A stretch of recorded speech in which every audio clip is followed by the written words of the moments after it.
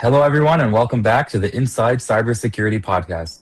Today, we'll be talking about a topic that affects nearly every organization today, but still doesn't get the attention it deserves: mobile security. Most companies have invested heavily in securing their servers, networks, and cloud infrastructure.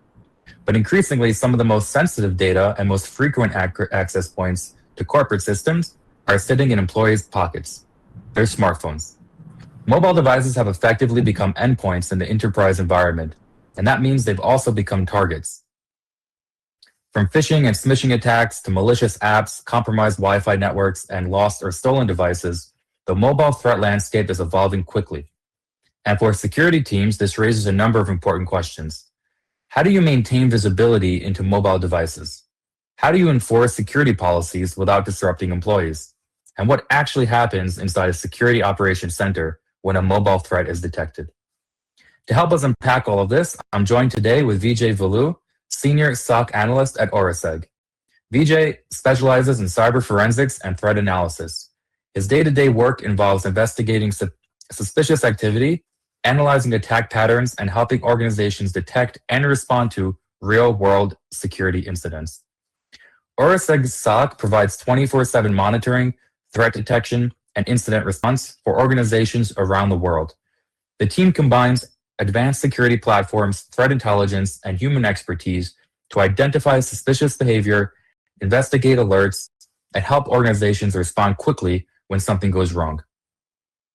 Today, we're going to get a bit of the behind-the-scenes look on how a SOC actually approaches mobile security, what kinds of threats the team is seeing, how mobile device management and endpoint monitoring fit into the bigger security picture, and what organizations should be thinking about if they want to protect their mobile environments. Vijay, thank you very much for joining us today. To get started, let me just ask you a very broad question. So we're talking about mobile security today. How would you say, what are the main areas that mobile security differs from traditional desktop or cloud security? And what are some of the misconceptions that organizations have around mobile security? So yeah, sure, Daniel. Thanks for the opportunity. So, so this is a different kind of security where we protect only the corporate data, not the personal or anything informations related to the particular user or a particular person. So there are many people which they get confused from this, like the companies are just monitoring the our own personal data using the majorly vendor tools like Intune or other management MDM. These are the most of the tools which corporate companies uses to monitor and protect their own data from the getting theft or getting leaked, so that any nowadays we have more phishing and mishing kind of incidents happening. So users, most of the users are not aware when it comes to their own personal things. So if anyone wants to download any movie from using torrent or like any other third unknown trusted websites, so those kind of things may affect the corporate data as well. Okay, and in general, what's the general approach that companies can take towards mobile security? You know, so you're saying that the mobile device is kind of seen as a personal device. It's not owned or controlled by the corporation, but of course, it's still a part of the attack surface. It can still create vulnerabilities for the enterprise. So, what are some of the misconceptions that you see at the Auriseg SOC? How are companies misunderstanding mobile security, and what are just some general approaches that Auriseg takes towards mobile security? So, as a cybersecurity firm, so we try to address these things to the client as well, and we explain them like this is not uh, different part like taking a data or having a data of your own personal or individual. So where we try to protect corporate like emails, when you log into the emails or Teams or anything, so which is related to your work. So we want to protect those data from the outside attackers. When it's come to your personal, every users is not much like awareness, are not much restricted to their own personal data. So they just go to any other websites, or they go just see any other thing, or click on phishing or mishing links in their own personal Gmail or Outlooks. So this may not take their personal data as well, but also the corporate data which is in their own personal devices. So that may also can get compromised from their end. So we want to the like users or any corporate companies to protect their data outside from their own parameters, or from their own devices. So it should not be let easily go. The data should not be easily theft for the attackers, or it should not be accessible easily. So we try to implement some of the security policies and compliance which comes under the SOC 2 and other compliance frameworks. So where we try to implement these things and make them to be enrolled and be compliant in the MDM policies, so that we can protect the data from the our own like corporate endpoints, as well, and the BOD devices, so that anyone if wants to access, they can be feasibly accessing from any location. So it may reduce the users activity. We can monitor the users activity, like usually he logins from any other global level, like from he logins from US regularly, so he logins from New York. So we can get those data, and we can monitor the thoroughly from the endpoint level as well. Okay, so does that mean, well, first of all, you mentioned SOC 2 and ISO compliance, and I think that's a really good reference point. A lot of companies can use compliance as a general methodology to start to approach all aspects of security, but including mobile security as well. Um, but you also mentioned endpoint security. So are you seeing mobile security as just another instance of endpoint security, or do you have particular methodologies or technologies that you can apply to mobile security? So, for example, maybe there is some software that you are able to download onto users' desktops or laptops, but maybe there's some restrictions if a user has a personal device like a smartphone. Does that introduce special complications that companies have to be aware of and have to adapt to? Yeah, sure. So endpoint security is nothing but it's a part of mobile, like mobile security and endpoint security are both common, having a viewpoint, or they have a same ideologies. So where we create a safe environment. So if whenever you try to install any application, so it will be restricted in the particular block. So in mobile we'll be creating a separate block, so where you will be having the corporate like company which force you to let you know to install the application like O365 and other Microsoft applications, or any other related work related applications which are permitted by the companies. Though those applications can be installed from the backend, but if any thing like users want to install within the corporate block, so he won't be able to install those applications. So this will reduce the attackers not to install any other unwanted applications, or any other exe files or apk files, so that it should not affect the corporate applications. Okay, and these are mobile devices that are owned by the company, or also for personal devices? So these are mostly for the personal devices, because company-owned devices will be coming under the compliance. But the personal devices which doesn't comes under the compliance and doesn't have any endpoint security features, So we try to push users or employees to the compliance, so that they are from their end also, the corporate datas are also being secured. uh, then. Okay. You mentioned a few different attack vectors. You mentioned downloading malicious software or a virus being downloaded by visiting certain websites that are not very safe. Uh, what are the typical attack vectors that you're seeing at the SOC that are related to mobile security? Is it malicious apps? Is it smishing, like you mentioned? Wi-Fi related, network related threats. What are the different kinds of attack vectors that you see are most common and that companies can pay the closest attention to for mobile security? So most common attacks like are related to phishing and meshing we have mostly in the real world scenarios, and we latestly see like get attracted to the public Wi-Fi's. So if you go to any cafe or any other where, so you uses mostly the public Wi-Fi.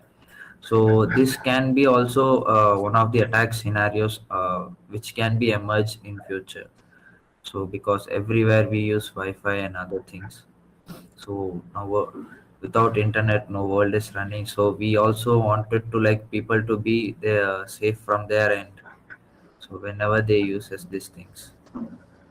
Okay, so you do see public Wi-Fi as being a major threat for mobile security because I've heard conflicting reports from security analysts. Some say that public Wi-Fi, although it could represent a vulnerability, it's actually not that common of an attack vector. But you're finding at Auriseg that actually it is a threat, and users should stay away from using public Wi-Fi, especially you mentioned cafes, but there's examples like at the airport where you can have tens of thousands of users on one network. So what is your advice for users regarding public Wi-Fi? So we can like use public Wi-Fi using like VPNs and other things, so that it can secure your thing. And being like I said, like you, if your mobile is under MDM compliance, so it won't be affecting. So we the SOC team will be getting a notification like this person is accessing the application from this end, from this location at this time of a period, and he's using this IP, so which belongs to the company VPN or any VPN which is authorized to access to him to through mobile. So this may if he's not accessing those things, and someone is compromised his mobile through public Wi-Fi or anything, so we may be getting a notification like this person is accessing from different place, not the exact place. So like he's not accessing from New York or Chennai, so he's maybe accessing from other country like Siberia or some South Asian countries like South Korea, or I don't know, any countries where he Okay. is. Yeah, that's a good point. There's the security side, but there's also the monitoring side. And you mentioned geolocation as being a major indicator, and we're all very familiar with that. Sometimes companies are so careful with geolocation that I have trouble accessing my own applications because if I'm traveling, it triggers an alert. Uh, other than geolocation, what are some other indicators or telemetry that you're monitoring at the SOC related to mobile security? Do you have, what are some of the other alerts that you're monitoring? So mostly we will be monitoring then like if anything their account gets compromised from their mobile end. So like Outlook or Teams email kind of things, or if nowadays we have Azure AD application in mobile as well, so where users can easily access the Azure related services and applications through mobile. So these kind of things we can monitor through the logs if it's in compliance. If it's not in compliance, we won't be able to monitor those logs. So users may access easily the Azure application related through Azure ADR, Azure services through mobile. So this, which may be a critical thing, because anyone can access and anyone can changes if they have a privileges of AD administrator or global administrator from their end.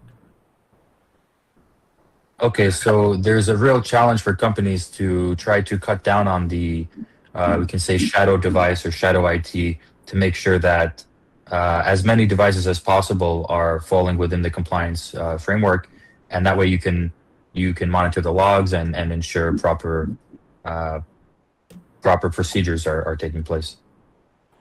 Yeah, Daniel. So mostly we try to make all the devices, which is like corporate and BOD devices, to come under compliance and to be monitored from the SOC as well, so that any data, it's been like, we call it as a data loss prevention. So to prevent the corporate data from getting leaked out to the market or any attacker. It's not about the attacker as well then. So anything data is moved from the corporate domain to the public domain, so it may be affecting their market value also, so which can impact their stock value as well, because the competitor can get those data easily from the any person, like based on money. So it's not like we only the attackers can get those data.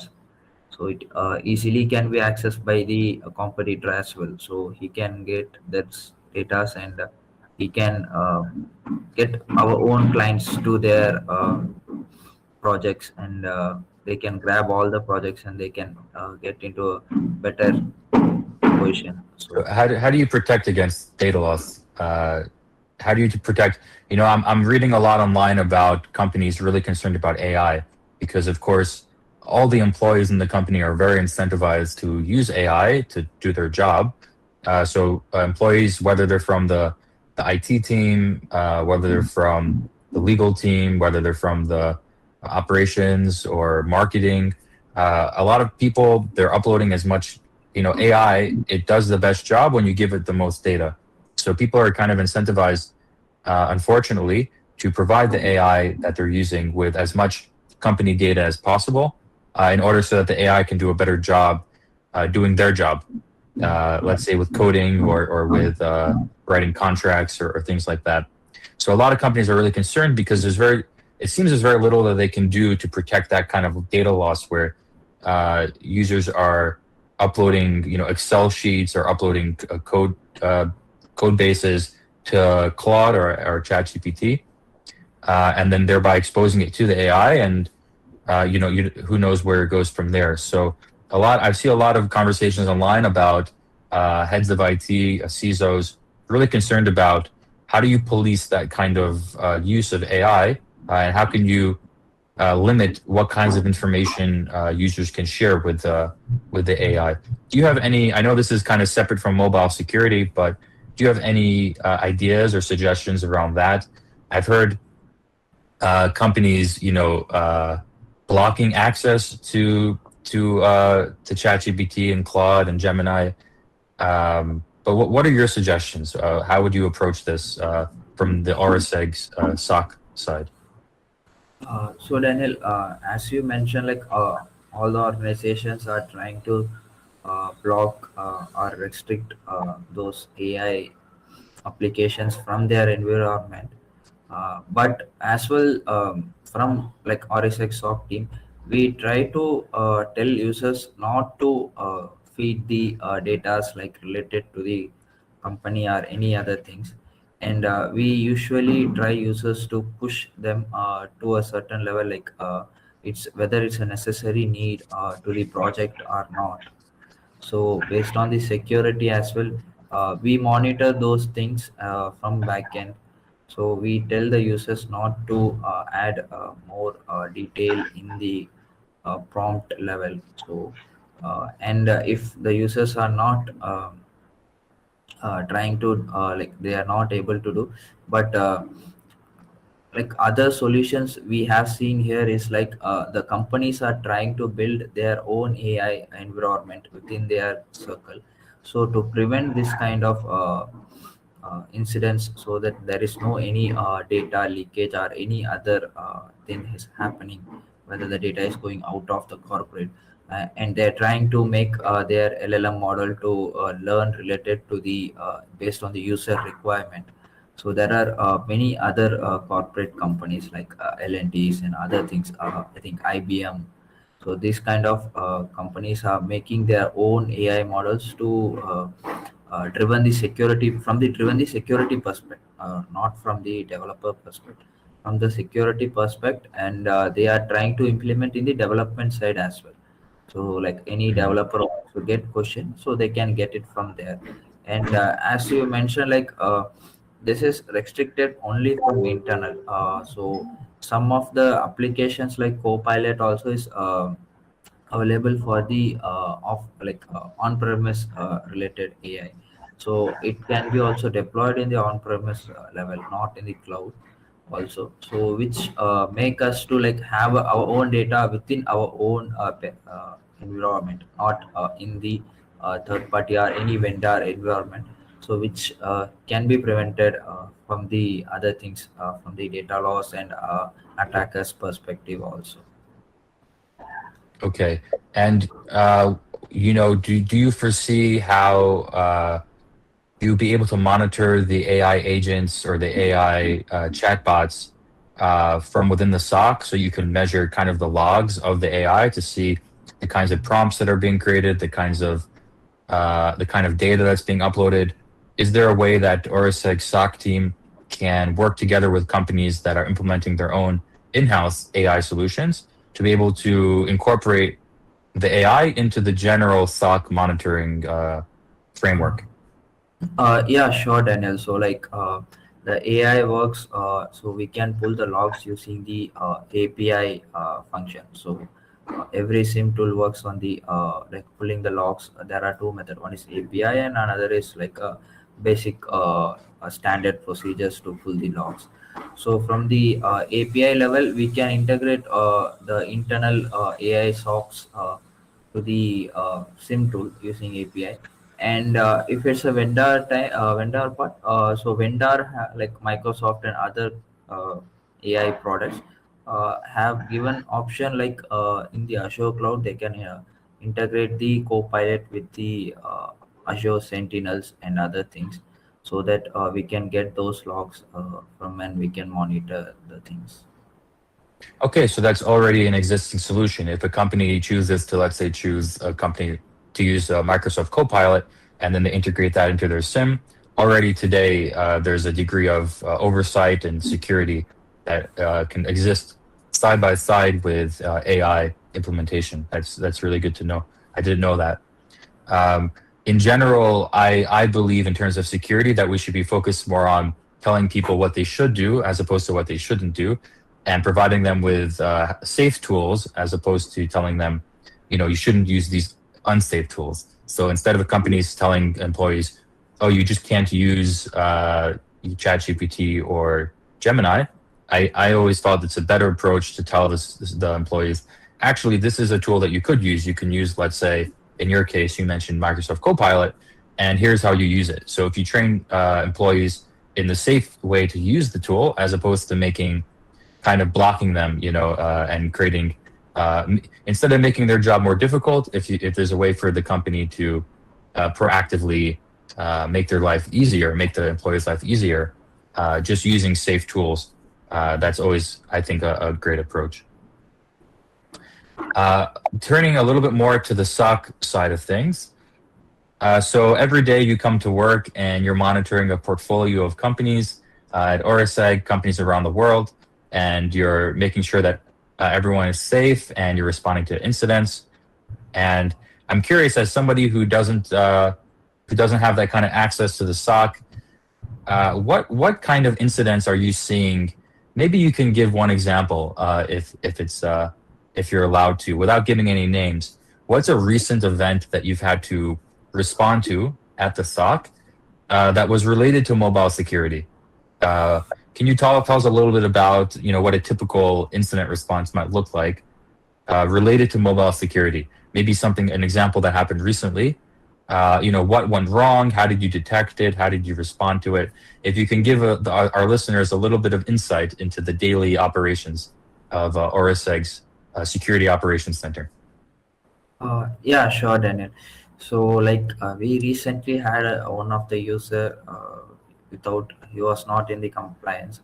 But once we enrolled that user, so his mobile device was being compromised actually. So his mobile device was compromised. So when we saw like other corporate data, like his sign-in locations and other things, like he was able to, I mentioned it, he was able to access the AD applications like Azure applications to mobile. So like he was able to access from the different location, not in the same location within a frequent of seconds. So he was accessing from other countries like Bangladesh, Pakistan, and China. So frequently his IPs and other things were jumping. So we received alert in the SIM where we were monitoring. So as L1 responded to the basic analysis, like what he has done, so why the user is trying to try multiple times wrong passwords, and he's why he's able to use this application from different locations. So when we got to know, like we communicated with the user, so he mentioned like he's not using this application, or he's not able to log in, or he's using some other different applications when it is automatically installed some other third party application as well in his mobile personal device. So we told him to come back to office and let us give your mobile device, so we can check thoroughly what is the issue from your mobile end. So where we got to know like his device was compromised. So then we tried to remove his like corporate data first, and we told him like to secure your personal data, try to keep it in offline mode, or just download it, or just note it down somewhere, keep it in a pen book method, so that we can flash the mobile and we can just again restore the other things. If it's better you are having the like other application like Google OneDrive or anything where you can store your personal data, so it will be better like keeping a backup of your data. So any attack runs, we need a backup of data, so that when you retrieve, it will be helpful for the users and the companies, to get the data back, and they can come back to their own parallel line of the things. Was the user very surprised to learn that their phone had been compromised? Yeah, so he was very surprised because he told like I have never my mobile never gets compromised, and I have been like using for several years. So we told like it's not about like getting compromised within a day. So users try to see your activity from your end or in a mobile or anywhere, so he can watch your activity. So everything is related to like cyber attack. So the data which are like you use your Instagram, anything, so he can see and watch like what you're mostly using the applications and everywhere. So this data can be compromised using like phishing or any other things. So it's Do you not know literally.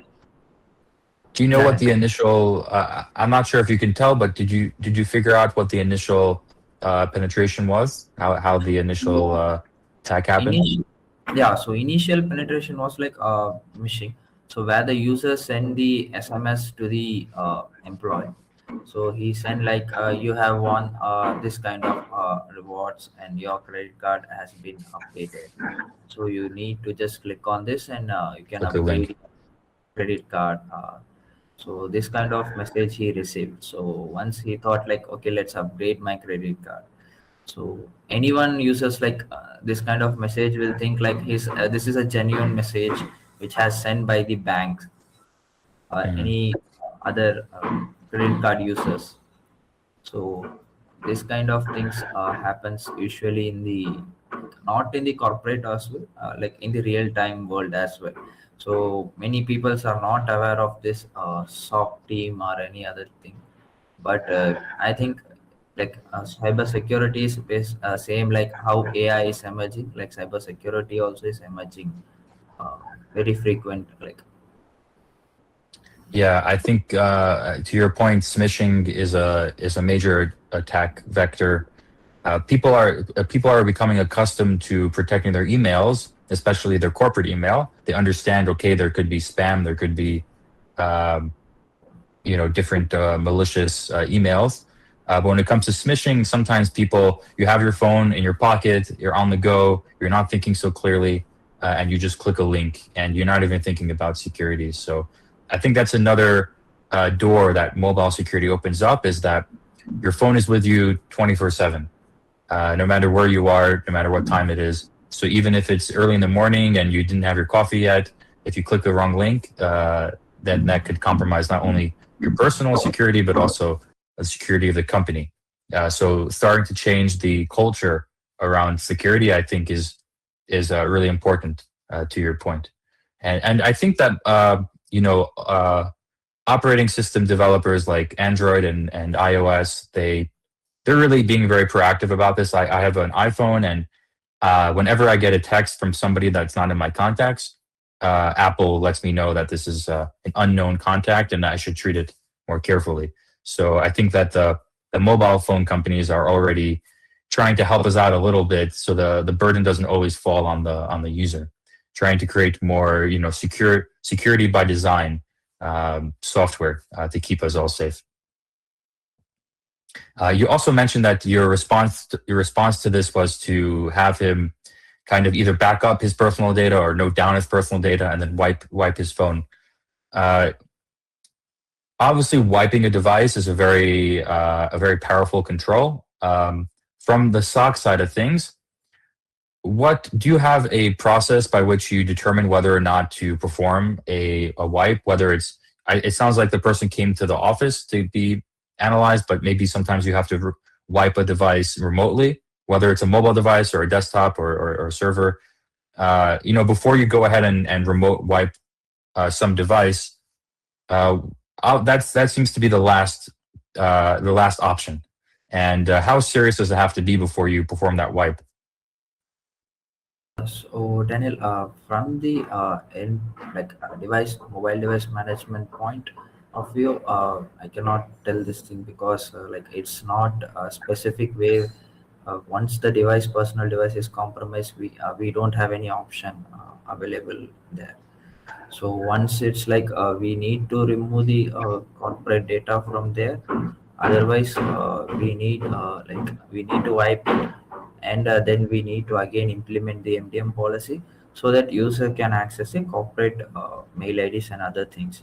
So this is the only way, and the security controls has been implemented from the MDM policy level. So like you mentioned, like mobile devices are like mobile companies and other things are trying to implement security control as well from their end. So like if any compromise is done from mobile device, in the mobile device, so that companies can let know the user or a particular person, like it's my product and it got compromised in this end. So kindly remove this application. It's an unwanted application. So I think nowadays Android also pushes some unwanted applications to be uninstalled. Like Samsung is having some security controls, and Apple Mm. is having some security controls. So those kind of things can be done from the product level, not from the corporate side. So as you mentioned, the backup. So latestly, we had one of the companies got compromised due to ransomware. So which was waiting application, so which got compromised. So when we went for the investigation from Auriseg end, we got to know that the AD server has been compromised, and the backup server which they have kept alive in the they have kept online, so which also got compromised. So we don't had an option like anything to do from our end, because Mm. every system got compromised, and there is no backup, and there is no proper DR plan or any business continuity plan also not available from their end, and that was a reputed company also. So Okay. this kind of scenarios, we try to first we try to get offline the devices, and the next we try to the encrypted files we try to decrypt. So if it's possible to decrypt, we'll search public keys or any other keys available related to that attack in the global level, so in the internet or other things. So we try to get those keys and we try to implement them. If it's not able to decrypt, then we try to sit and get algorithm to be like assembly language to be breakdown, and then we try to break those things, and we try to get key from assembly language and try to test it out that as well. But this client got compromised on Saturday, and this client wanted to get AD up by Sunday morning, so which was a big task. So we suggested them like we cannot decrypt a encrypted file within a half an hour or within a second, because the attacker maybe have used different methodology or different assembly language, so where we need to sit months or weeks to get those decrypted uh, from our end. So because it's not like I'm locking the room and I'm giving a key to Daniel, and Daniel, I'm telling someone like other person to open the door, so it's not possible. Yeah. So those kind of scenarios, when it's come, we try to take all the encrypted files in the hard disk or any other devices, and tell the particular server or admin person to flash the AD server and start to configure from the level 1, and keep a strong password where the attacker should not try again and come and get Right. into the server back. So, and we try to block IPs and other things in the firewall level. So we block those, and we find the loopholes, what are the policies implemented in the firewall level. So those kind of things we check, and if it's necessary, we block some ports like RDP ports and other session ports. So once we block those, we tell them to you can now activate your AD, and you can just configure from the basic levels, and you can implement all the policies and everything.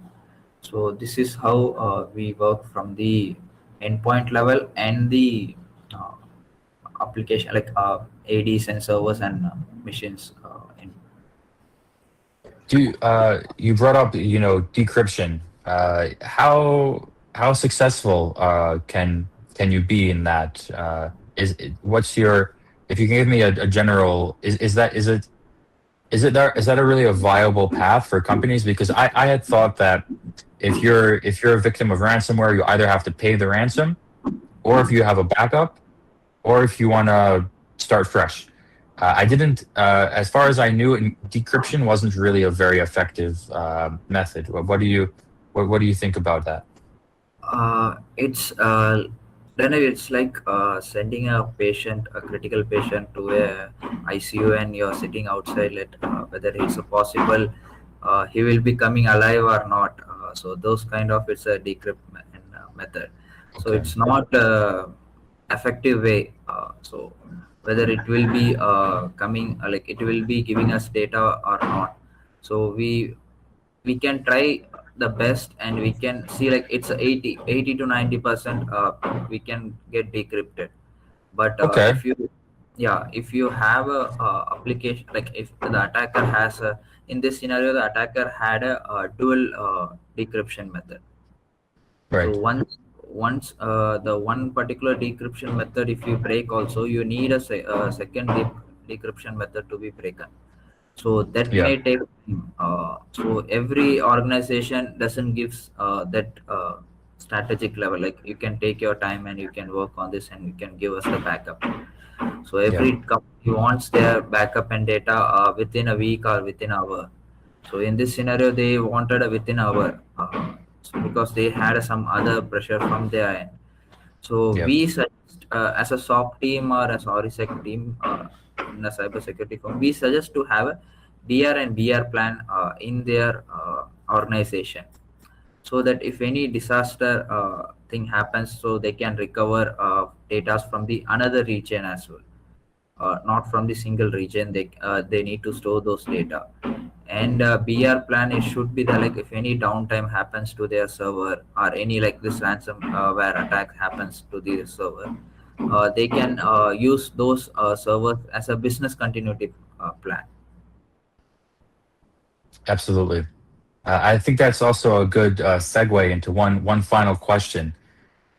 If a company is listening to this conversation today, and they're listening to us and they're thinking to themselves, I'm not sure what our security looks like. I don't know if we're prepared for a ransomware attack. I don't know how we're dealing with AI agents or with mobile security. What, in your opinion, what's the first step that they should take tomorrow morning or this afternoon? What's the first step they can take to start to implement or start to secure their company before the breach happens? Okay. I think first they have to come to Aurisec to get consult regarding the security related issues or any other security threat. So when they start from tomorrow onwards, from first will be a perimeter security, Daniel. So where we need to check whether the our environment, like getting the access, the door access, and the restriction access are given to the particular employees or not. So if like I am a SOC person, and I am not allowed to the data centers, because as a data center is a critical thing. So only the data center person or a infrastructure person are allowed in the data centers. So the door access and other things, this kind of access are known as a perimeter access. So where the employees are being restricted, not any employee comes and just go inside data center, hey, let's insert this pen drive and get the data from here. No need to sit in this PC or laptop and getting the data. Let's connect pen drive here and get the data from here. So this kind of things also can be a threat.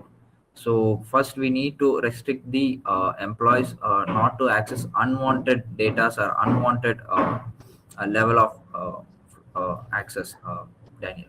And the second will be like you need to work on the network security part. So you need to restrict, like users should not use any other applications or any other RDP session or any other ports.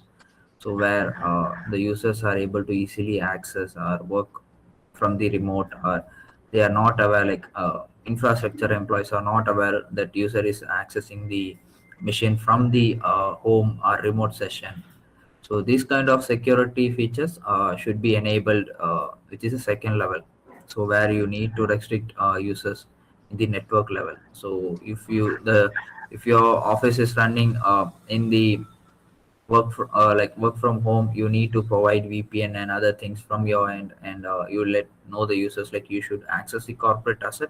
Then you need to connect through VPN and access the applications related to the company. Okay, thank you for that advice. As a user, as a technology user, there seems to be so many threats that we're facing today, whether from your phone or from AI or from smishing and vishing and ransomware. And it seems the threats only are growing larger and larger, especially in the last few weeks as we see tensions around the world rising and nation state actors are starting to pick up their pace as well. Corporations are facing greater and greater risks.